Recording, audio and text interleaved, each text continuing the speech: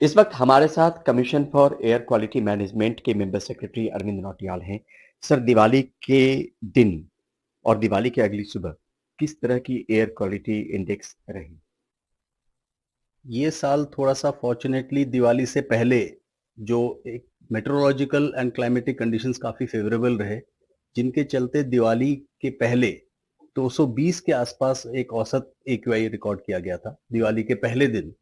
और वो इफ़ेक्ट हमको दिवाली पे भी देखने को मिला और ये एक रिकॉर्ड्स के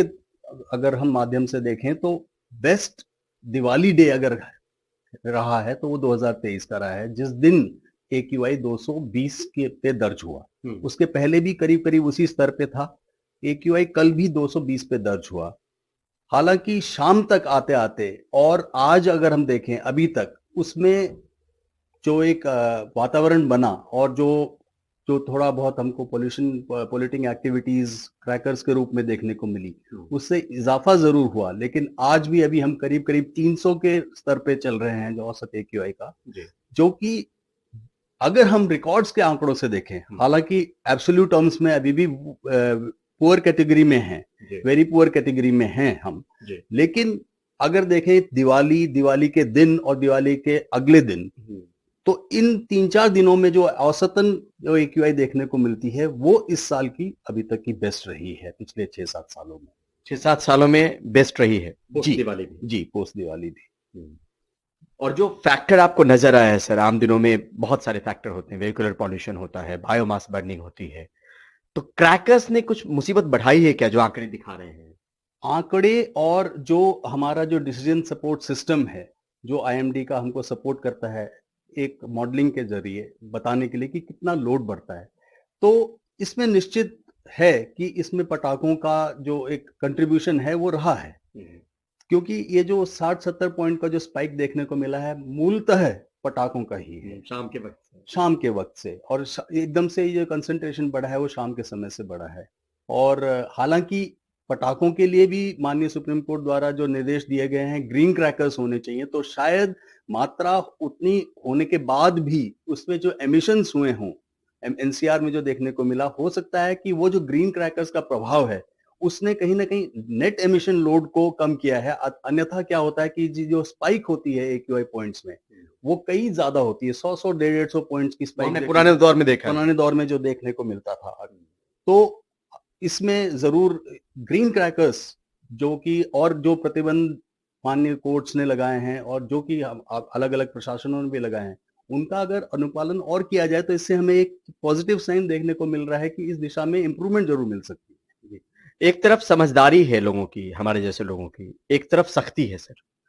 तो यहाँ पर सख्ती की बात जब हम करते हैं तो मुझे लगता है कि वो इम्प्लीमेंटेशन ग्राउंड पे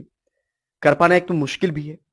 लोग समझदार होंगे तभी होगा, लेकिन एक सख्ती भी अगर बढ़ती जाए तो थोड़ी बहुत चीजें और सुधर सकती हैं। देखिए, जैसा कि हम शुरू से कहते आए हैं कि एयर पॉल्यूशन एक व्यापक सब्जेक्ट है, उस पे कंट्रोल करना